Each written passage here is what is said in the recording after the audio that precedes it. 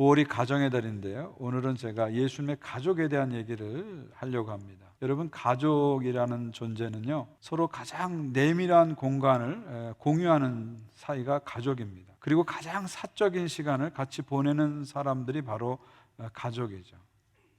가족은 어떤 의미에서 서로를 너무 잘 알고 있지만 한편으로는 서로를 또 모를 수도 있는 사이가 가족이다, 그렇게 말할 수 있습니다. 그래서 때로는 가족은 서로에게 가장 큰 위로를 주는 존재이기도 하지만요, 관계가 힘들어지면 가장 큰 상처를 주는 존재가 가족이기도 합니다.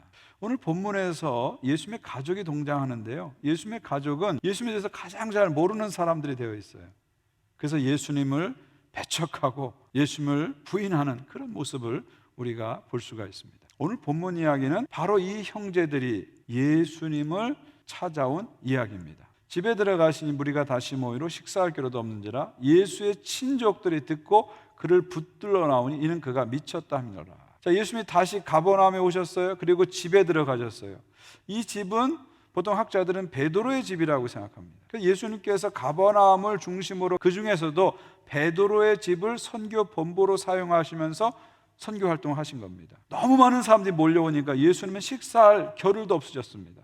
바로 그 바쁜 와중에 나사렛에서 가버나움으로 예수님의 가족들이 찾아옵니다. 뒤에 31절 보니까 구체적으로 예수님의 어머니와 동생들입니다. 자, 그럼 왜 찾아왔을까요? 격려하고 위로하기 찾아왔을까요? 아닙니다.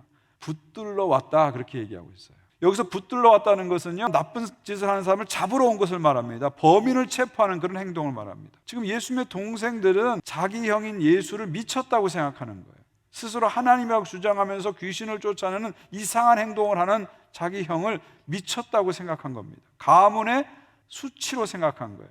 31절 보십시오. 그때 예수의 어머니와 동생들이 와서 밖에 서서 사람을 보내 예수를 부르니 무리가 예수를 둘러앉았다가 여짜오되 보소서 당신의 어머니와 동생들과 너희들이 밖에서 찾나이다. 밖에서 예수님의 동생들이 예수야 하고 불렀겠죠. 예수야 형 하고 불렀겠죠. 자, 이 예수를 찾는 동생들의 외침에 대해서 예수님 뭐라고 반응합니까? 누가 내 어머니며 동생들이냐? 생각보다 싸늘한 반응을 보이시죠. 이 말은 뭐냐면 저 밖에 있는 사람들이 내 가족이 아니다, 나하고 상관없다, 그런 뜻이 아니에요. 나에게는 진정한 가족이 있다, 새로운 가족이 있다, 이것을 강조하기 위해서 하시는 말씀이에요. 그 다음 34절 보십시오. 둘러앉은 자를 보시며 이르되 내 어머니와 내 동생들을 보라. 저 밖에서 나를 부르는 저 어머니와 저 동생들도 내 가족 맞다는 거예요. 나에게 상관이 있는 거예요. 그렇지만 진짜 이제 내 가족은 누구냐면 여기 둘러앉아서 나를 따르고 나의 말을 듣고 있는 이 사람들이 내 어머니고 내 동생들이다, 내 가족들이다, 이렇게 말씀하시는 겁니다. 가족의 이 정의와 지평을 넓히시는 걸 볼 수가 있죠. 그래서 마지막 35절에서 누구든지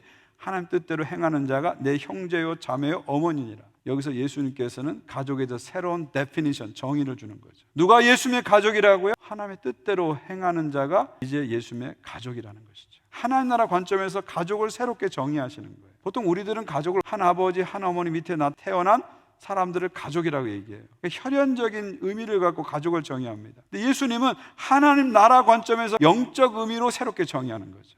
예수를 믿어서 하나님을 아버지로 부르고 아버지 뜻대로 살려고 하는 사람들이 이제 예수의 가족이라는 것이죠. 뜻이 하늘신 것처럼 땅에서 이루어지다 당신의 나라가 오게 하옵소서 기도하면서 실천하는 사람들이 이제 예수의 가족이라는 것이죠.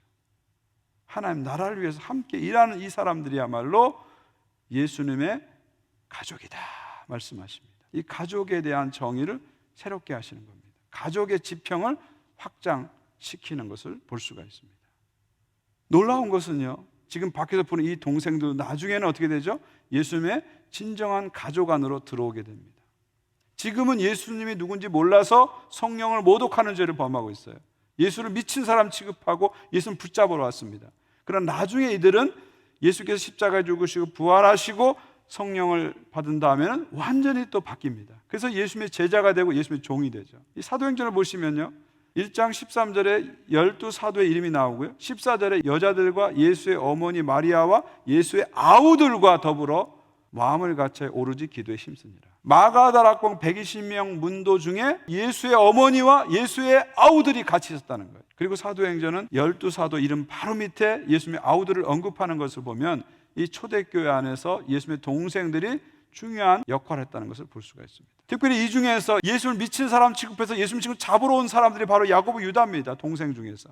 근데 나중에 이들이 성령의 은혜로 완전히 바뀌어서 예수를 자신들의 구주로 영접하고 예수님의 충실한 종이 되고 제자가 됩니다. 그래서 이들이 야고보서를 쓰게 되고 유다서를 쓰게 된 거죠. 여기서 야고보는 자신을 이렇게 소개합니다. 하나님과 주 예수 그리스도의 종 야고보는 이제 더 이상 육신적인 동생이 아니라 나는 예수 그리스도의 종이다, 제자다, 이렇게 선포하고 있죠. 유다도 마찬가지입니다. 예수 그리스도의 종이며 야고보의 형제인 유다는 이렇게 부르고 있어요. 나는 야고보의 형제 맞다. 그러나 이제 더 이상 예수의 동생은 아니다. 나는 예수 그리스도의 종이다. 예수의 제자가 됐다. 그렇게 선포하고 있습니다. 예수님의 동생들이 예수를 성령의 은혜 안에서 하나님의 아들로 고백하고 예수를 주로 고백하고 예수님의 제자가 되고 종이 된 거죠. 진정한 예수의 가족이 이들이 된 것입니다. 육적인 가족이 영적인 가족이 된 것이죠. 저는 이런 일들이 여러분 안에도 일어나길 바랍니다. 그래서 예수를 성령이 증거하신 대로 하나님의 아들로 온전히 믿고 그래서 진정한 예수의 가족이 되었으면 좋겠어요. 하나님의 뜻을 함께 실천하는 예수님의 가족이 되었으면 좋겠습니다. 그리고 이런 일들이 여러분의 가정 안에도 일어나길 바랍니다. 그래서 여러분 가정 안에 믿지 않은 가족들이 성령의 은혜로 예수를 주로 고백하고 하나님의 아들로 고백하고 함께 하나님의 뜻을 행하는 예수님의 제자가 되었으면 좋겠습니다. 여러분의 육적인 가족이 영적인 가족으로 바뀌는 그런 은혜가 있기를 주님의 이름으로 축원드립니다. 사랑하는 성도 여러분, 우리는 예수님의 가족입니다. 우리는 하나님의 은총을 받은 사람들이고요, 하나님의 사랑받는 자녀들입니다. 때로는 넘어지고 힘들어도 우리는 최후 승리를 바라보는 사람들이죠. 어떤 상황 속에서도 주님만을 찬양하며 나가는 사람들, 바로 우리가 예수님의 가족입니다. 여러분의 가정 모두가 예수 가정 되시기를 주의 이름으로 축원드립니다. 그리고 우리의 기도와 선교를 통해서 더 많은 예수 가정을 이 땅에 만들어가는 공동체 되기를 주의 이름으로 축원드립니다.